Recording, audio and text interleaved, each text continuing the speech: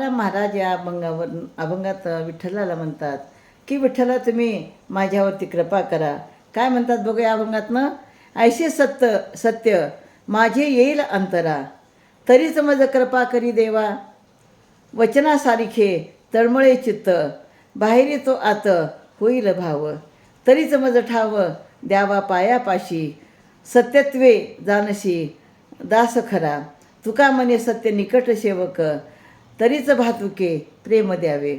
तर देवा, मी ज्या काही प्रतिज्ञा माझ्या जीवनामध्ये केलेल्या आहेत, माझ्या मनामध्ये केलेल्या आहेत, त्या खऱ्या करून दाखवण्याचं सामर्थ्य माझ्या अंतकरणात असेल असं यासाठी तुम्ही माझ्यावरती कृपा करा. मी जे बोलतो की म्हणजे मी काय ठरवलं ते पूर्ण करण्यासाठी तुम्ही माझ्यावर कृपा करा.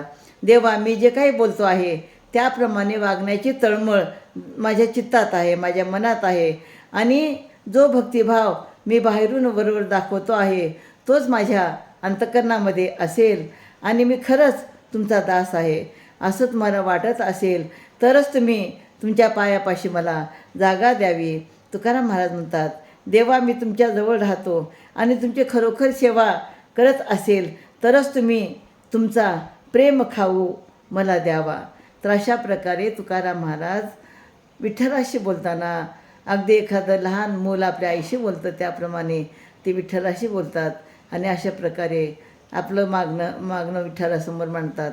रामकृष्ण हरी.